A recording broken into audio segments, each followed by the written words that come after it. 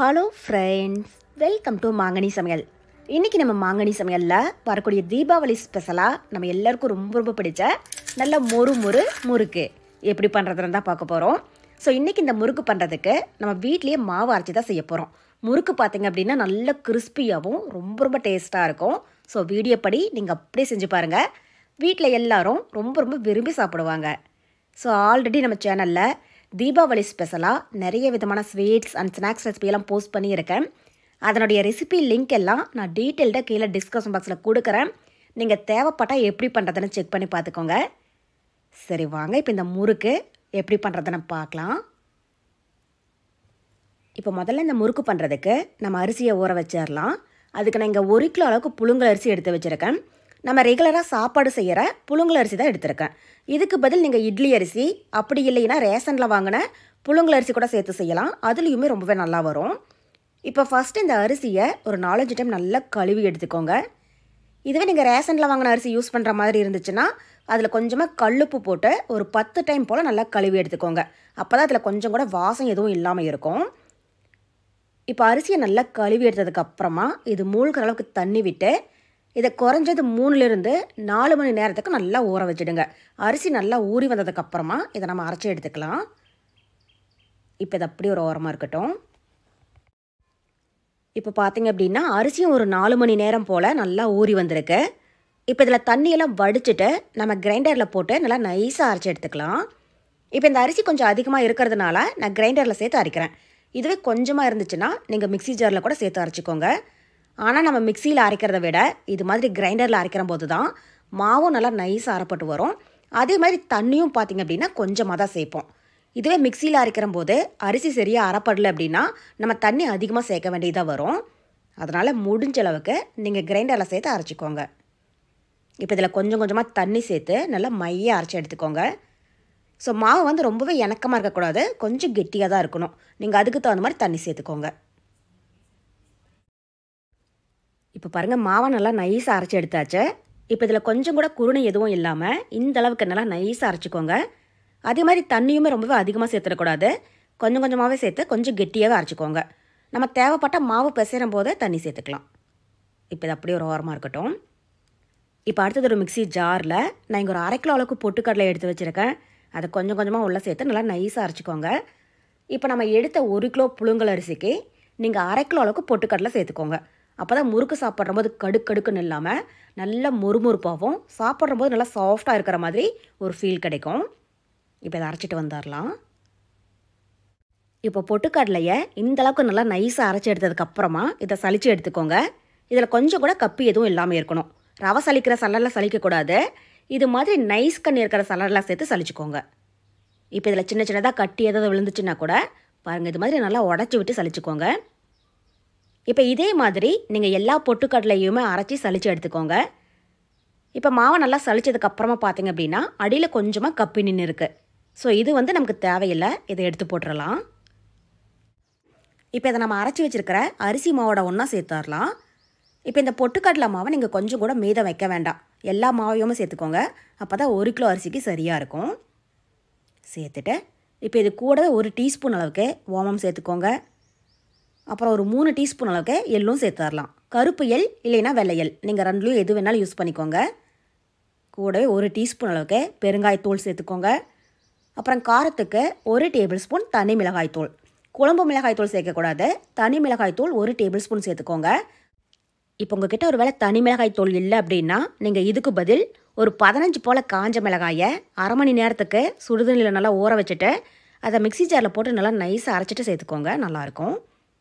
இப்போ இதில் கடைசி அதுக்கு தேவையான அளவு உப்பும் சேர்த்துடலாம். சேர்த்துட்டு இப்போ இதில் லைட்டாக கலந்து விடுங்க. இப்போ இது மாதிரி லைட்டாக கலந்து விட்டதுக்கப்புறமா நான் இங்கே ஒரு 6 டேபிள் ஸ்பூன் அளவுக்கு எண்ணெயை நல்லா சூடுபடுத்தி எடுத்து வச்சுருக்கேன். இப்போ இதை உள்ளே சேர்த்துடலாம். ஸோ எண்ணெயை வந்து இந்த அளவுக்கு நல்லா சூடுபடுத்தி சேர்த்துக்கோங்க. அப்போ தான் முறுக்கு சாப்பிட்ற போது நல்லா சாஃப்டாக இருக்கிற மாதிரி ஒரு ஃபீல் கிடைக்கும். இப்போ இதுக்கு வந்து கரெக்டாக ஒரு 5லேருந்து நீங்கள் 6 டேபிள் ஸ்பூன் அளவுக்கு எண்ணெய் சேர்க்கணும். நம்ம முறுக்கு பொரிக்கிறதுக்கு எந்த எண்ணெய் யூஸ் பண்ணுறோமோ அதே எண்ணெயை பாருங்கள் இந்தளவுக்கு நல்லா சூடுபடுத்தி சேர்த்துக்கோங்க.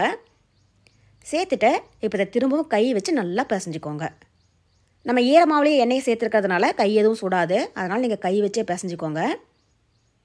இப்போ இதை ஓரளவுக்கு நல்லா பிசைஞ்சதுக்கு அப்புறமா நீங்கள் மாவோடைய பதம் செக் பண்ணி பாருங்கள்.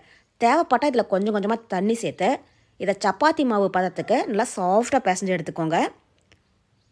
இப்போ இதில் தண்ணியோட அளவு பார்த்தீங்க அப்படின்னா நம்ம அரிசி மாவை எந்த அளவுக்கு இணக்கமாக அரைச்சி எடுக்கிறோமோ அதுக்கு தகுந்த மாதிரி நீங்கள் கூட்டி குறைச்சி ஆட் பண்ணிக்கோங்க. இப்போ பாருங்கள் மாவை நல்லா சாஃப்டாக பிசைஞ்சு எடுத்தாச்சு. இப்போ இந்த மாவோடைய பதம் உங்களுக்கு பார்க்குற போதே தெரியுதில்ல, இந்த அளவுக்கு இருக்கணும். ரொம்பவே கெட்டியாக இருக்கக்கூடாது, அதே மாதிரி ரொம்பவே இணக்கமாகவும் இல்லாமல் கரெக்டாக நமக்கு சப்பாத்தி மாவு மாதிரி கொஞ்சம் சாஃப்டாக இருக்கணும். பாருங்கள், இது மாதிரி விரலில் அழுத்தி பார்க்குற போது அந்த விரலிச்சு வந்து நல்லா ஸ்மூத்தாக இறங்கணும். நீங்கள் அதுக்கு தகுந்த மாதிரி தண்ணி சேர்த்து பிசைஞ்சுக்கோங்க. இப்போ இந்த ஸ்டேஜில் நீங்கள் கொஞ்சமாக மாவை டேஸ்ட் பண்ணி பாருங்கள். உங்களுக்கு ஏதாவது உப்பு காரம் பத்தலை அப்படின்னாலும் இதில் நீங்கள் தேவையான அளவு சேர்த்து நல்லா பிசைஞ்சுக்கோங்க. இப்போ அடுத்தது முறுக்கு படியில் நான் தேன் குழல் வச்சு போட்டு எடுத்து வச்சுருக்கேன். இப்போ இதுக்குள்ளே நம்ம கொஞ்சமாக எண்ணெய் தடவி விட்டுறலாம். அப்போ தான் முறுக்கு பிழியும் போது மாவு வந்து அச்சில் ஒட்டாமல் ஈஸியாக வரும். இப்போ இதுக்குள்ளே நம்ம ரெடி பண்ணி வச்சுக்கிற முறுக்கு மாவை கொஞ்சம் கொஞ்சமாக உள்ள சேர்த்துக்கோங்க. ஸோ முறுக்கு படியில் வந்து ஒரே டைமில் நிறைய மாவு சேர்க்க வேண்டாம். அப்போ வந்து முறுக்கு பிழியறதுக்கு ரொம்பவே சிரமமாக இருக்கும். பாருங்கள், இந்த அளவுக்கு ஒரு 3/4 வாசி சேர்த்திங்க அப்படின்னாலே போதும். இப்போ முறுக்கு படியில் மாவு சேர்த்ததுக்கப்புறமா இந்த மீதி இருக்கிற மாவை அப்படியே ஒரு மூடி போட்டு மூடி வச்சுடுங்க. அப்போ தான் மாவு வந்து காயாமல் இருக்கும். இப்போ அடுத்தது நம்ம முறுக்கு பிழிஞ்சு எண்ணெயில் போட்டு பொரிச்சு எடுத்துடலாம். அதுக்கு நான் இது மாதிரி அரிக்கரண்டி எடுத்து வச்சுருக்கேன். இப்போ இதுக்கு பின் சைடில் கொஞ்சமாக எண்ணெய் தடவிட்டு நம்ம முறுக்கு பிழிஞ்சிடலாம். பாருங்கள், இது மாதிரி. இப்போ உங்களுக்கு பார்க்குற போதே தெரியும் மாவு வந்து இடையில கட் ஆகாமல் ஒரே மாதிரி விழுகுதில்ல. இதுதான் முறுக்கு மாவு கரெக்டான பதத்தில் இருக்குது. ஒரு வேளை உங்களுக்கு இடையில கட் ஆகிற மாதிரி இருந்துச்சு அப்படின்னா நீங்கள் மாவு வந்து ரொம்பவே கெட்டியாக பிசைஞ்சிருக்கீங்க. அப்போ வந்து இன்னும் கொஞ்சமாக தண்ணி தெளித்து நல்லா இணக்கமாக பிசைஞ்சிட்டு பிழிஞ்சிங்க அப்படின்னா கரெக்டாக வரும். ஒருவேளை நீங்கள் மாவில் அதிகமாக தண்ணி சேர்த்துருந்தீங்க அப்படின்னாலும் இது மாதிரி நம்ம முறுக்கு பிழியும் போது அது மொத்தமாக விழுகும். அதே மாதிரி எண்ணெயில் போட்டு பொரிச்சதுக்கப்புறமா வதன்னு இருக்கிற மாதிரி இருக்கும். ஸோ அந்த டைமில் நீங்கள் இந்த மாவில் கொஞ்சமாக வர அரிசி மாவு இல்லைன்னா பொட்டுக்கடலை மாவு சேர்த்து நல்லா பிசைஞ்சிட்டு பிழிஞ்சிங்க அப்படின்னா சரியாக போயிடும். இப்போ முறுக்கு பிழிஞ்சிட்டு அந்த எட்ஜஸை பாருங்கள், இது மாதிரி லைட்டாக ஒட்டி விட்டுருங்க. அப்போ தான் நம்ம எண்ணெயில் போட்டு பொரிக்கிற போது இது பிரிஞ்சு போகாமல் இருக்கும். இப்போ அடுத்தது கடாயில் முறுக்கு பொரியிற அளவுக்கு எண்ணெய் விட்டு சூடுபடுத்திக்கோங்க. இப்போ எண்ணெய் சூடாயிடுச்சான்னு பார்க்குறதுக்கு இது மாதிரி கொஞ்சமாக மாவை உள்ளே போட்டு பார்த்தீங்க அப்படின்னா பாருங்கள், இது மாதிரி உடனே பொரிஞ்சு மேலே வரணும். இப்போ இந்த அளவுக்கு எண்ணெய் நல்லா சூடானதும் நம்ம இதில் ரெடி பண்ணி வச்சுக்கிற முறுக்கை ஒன்று ஒன்றா உள்ளே சேர்த்துடலாம். பாருங்கள், இது மாதிரி. இப்போ எண்ணெய் எந்த அளவுக்கு பிடிக்குதோ நீங்கள் அதுக்கு தகுந்த மாதிரி முறுக்கு சேர்த்துக்கோங்க. இப்போ முறுக்கை எண்ணெயில் சேர்த்ததும் இது உடனே திருப்பி விட்டுறக்கூடாது. இது ஒரு சைடு லைட்டாக பொரிஞ்சு அந்த சலசலப்பெல்லாம் ஓரளவுக்கு அடங்கினதும் இதை அடுத்த சைடு திருப்பி விட்டுறலாம். 2 சைடுமே நல்லா பொரிஞ்சு பொன்னிறமானதும் இதை நம்ம வெளியில் எடுத்துடலாம். பாருங்கள், நம்ம ஃபஸ்ட்டே சேர்த்த முறுக்கெல்லாம் ஓரளவுக்கு நல்லா பொரிஞ்சு பபிள்ஸ் அடங்கிடுச்சு. இப்போ இந்த ஸ்டேஜில் இதை அடுத்த சைடு திருப்பி விட்டுறலாம். இப்போ இந்த முறுக்கை நீங்கள் பொரிச்சு எடுக்கிற வரைக்குமே பார்த்தீங்க அப்படின்னா ஸ்டவ் வந்து மீடியம் ஹீட்லேயே தான் இருக்கணும். ஹையில் இருந்துச்சு அப்படின்னா முறுக்கை உள்ளே சேர்த்ததும் இது மேலே சீக்கிரமாக கலர் மாறிடும். உள்ளே பார்த்தீங்க அப்படின்னா சரி வர வெந்திருக்காது. அதே மாதிரி சிம்மிலேயே இருந்துச்சு அப்படின்னாலும் முறுக்கு வந்து எண்ணெய் குடிக்க ஆரம்பிக்கும். அதனால் மீடியம் ஹீட்லேயே வச்சு இதை நல்லா பொரிச்சு எடுத்துக்கோங்க. இப்போ பாருங்கள், நம்ம ஃபஸ்ட்டில் சேர்த்த முறுக்கெல்லாம் லைட்டாக பொன்னிறமாக பொரிஞ்சு அந்த பபுள்ஸ் எல்லாம் நல்லா அடங்கிடுச்சு. இப்போ இந்த ஸ்டேஜில் இதை நம்ம எண்ணெயிலேருந்து வடித்து தனியாக ஒரு பிளேட்டில் எடுத்து வச்சிடலாம். இது மாதிரி அந்த சலசலப்பெல்லாம் நல்லா அடங்கினதுக்கு அப்புறமா தான் நீங்கள் வெளியில் எடுக்கணும். அப்போ தான் முறுக்கு வந்து நல்லா கிறிஸ்பியாக இருக்கும். இப்போ இது நீங்கள் ஒரு பேட்சஸாக போட்டு பொரிச்சு எடுத்தீங்க அப்படின்னா நீங்கள் முறுக்கு பொரிச்சு எடுக்கிறதுக்கு உங்களுக்கு அதிக டைம் எடுத்துக்கும்.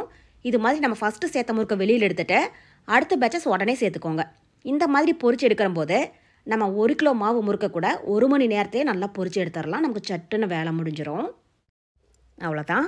இப்போ இதே மாதிரி நீங்கள் எல்லா முறுக்கையுமே எண்ணெயில் போட்டு பொரிச்சு எடுத்துக்கோங்க. அவ்வளோதான். இப்போ நம்ம எல்லாருக்கும் ரொம்ப ரொம்ப பிடிச்ச முறுக்கு ரொம்பவே சூப்பராக தயாராகிடுச்சு. நீங்களே பாருங்கள் இது எவ்வளோ நல்லா கிறிஸ்பியாக வந்திருக்கு அப்படின்ட்டு.